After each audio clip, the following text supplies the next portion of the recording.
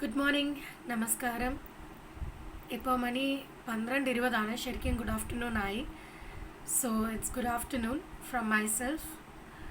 ഇന്ന് ഞാൻ പറയാൻ പോകുന്ന ടോപ്പിക് എന്ന് പറയുന്നത് വളരെ ഒരു സെൻസിറ്റീവ് ഏരിയ ആണ്. അതായത് പ്രലോഭനങ്ങൾ, ടെംപ്റ്റേഷൻസ് നമ്മൾ എങ്ങനെയാണ് അതിജീവിക്കുക. Okay, the temptation to indulge or interfere in a situation which is not acceptable. For example, illustrate ചെയ്ത് പറയുകയാണെന്നുണ്ടെങ്കിൽ, നമ്മളൊരു ആളിനെ പറ്റി സംസാരിക്കുകയാണ്. ആ ആളിനെ പറ്റി വേറൊരാൾ പോരായ്മ പറഞ്ഞുകൊണ്ടിരിക്കുന്നു.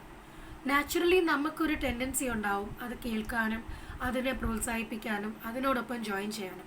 ഇതൊരു ടെൻഡൻസി ഓഫ് ടെംപ്റ്റേഷനാണ്. Tempting to speak something ill about others, that is really very harmful. It creates a negative impact.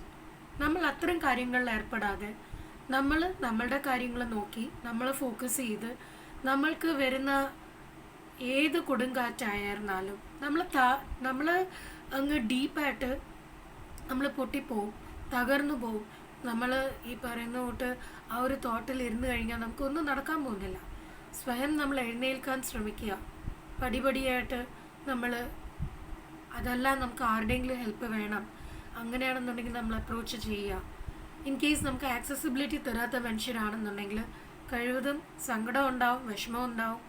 നമുക്ക് അവർ ഒരു ശാശ്വത പരിഹാരം അല്ല എന്നുള്ള സത്യം നമ്മൾ തന്നെ നമ്മളെ കൺവിൻസ് ചെയ്യുക, എന്നിട്ട് മുൻപോട്ട് നീങ്ങുക. ഇത്ര മാത്രമേ എനിക്ക് പറയാനുള്ളൂ. അപ്പോൾ എല്ലാവർക്കും നല്ലൊരു ദിവസം ആശംസിച്ചുകൊണ്ട്, ഇന്ന് എല്ലാ രീതിയിലും കഷ്ടപ്പെടുന്ന സ്ട്രഗിൾ ചെയ്യുന്ന എല്ലാ രോഗികളായാലും ആരായിരുന്നാലും അവർക്കെല്ലാം ദൈവം തുണയായി ആ പ്രസൻസ് ഫീൽ ചെയ്ത് അവർക്ക് നല്ലൊരു പുതിയൊരു പോസിറ്റീവായിട്ടുള്ള ഒരു കാര്യം അവർക്ക് ചെയ്യാനും പോസിറ്റീവ് കാര്യങ്ങളിൽ ഏർപ്പെടാനും അധികം ആരിൽ നിന്നും ഒരു ത്രെറ്റ് അനുഭവിക്കാതിരിക്കാനും ഒക്കെ ശ്രദ്ധിച്ച് മുന്നേറാനായിട്ടുള്ള അനുഗ്രഹം ജഗദീശ്വരൻ അവർക്ക് കൊടുക്കട്ടെ.